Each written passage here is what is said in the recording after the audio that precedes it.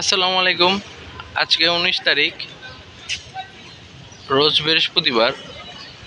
তা আজকে বরিশাল ঘাটে আছে 4টে নৌযান। প্রথমে রয়েছে শুভরাজ 9, এরপরে রয়েছে পারাবত 12, তারপরে রয়েছে সুরভি 7 এবং শেষে রয়েছে কুয়াকাটা 2। তো যেহেতু যাত্রী চাপ রয়েছে, সেক্ষেত্রে আজকেও বরিশাল থেকে ঢাকার উদ্দেশ্যে ছেড়ে যাবে 4টে নৌযান। ভাড়া যথাক্রমে ডেক ভাড়া 400 টাকা, সিঙ্গেল কেবিন 1200 এবং ডাবল কেবিন 2400 টাকা করে ভাড়া। তো যারা আজকে বরিশাল থেকে ঢাকা যেতে চাচ্ছেন, তারা অবশ্যই রাত 9টার ভিতরে বরিশাল টার্মিনালে চলে আসবেন। বরিশাল লঞ্চ ঘাটে রাত 9টার ভিতরে চলে আসবেন।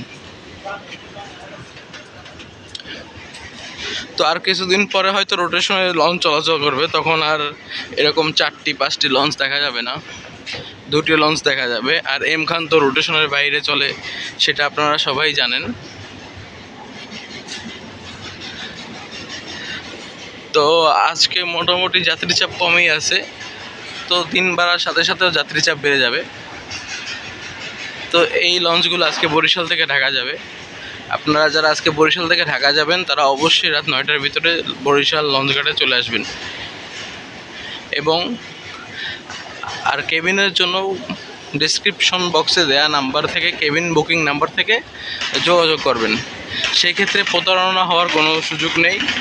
আর প্রত্যেকটা ভিডিওতেই বলি যে ব্ল্যাকের টিকিট কিনবেন না বা দালাল ধরে কোনো কেবিন করবেন না। এই ক্ষেত্রে দেখা যায় যে আপনাদের অভিযোগ থাকে যে ভাড়া এই কয় টাকা, আমার আরও বেশি দেওয়া লাগে। সেক্ষেত্রে ভাই কিছু বলা নাই, কারণ আপনার ঈদের সময় চেষ্টা করবেন ভ্রমণের 2 থেকে 3 দিন আগে টিকিট করার, সেক্ষেত্রে আপনারা টিকিট পাবেন। তো এই ছিল আজকের ভিডিও বরিশাল লঞ্চঘাট থেকে। সকলে ভালো থাকবেন, সুস্থ থাকবেন। আসসালামু আলাইকুম।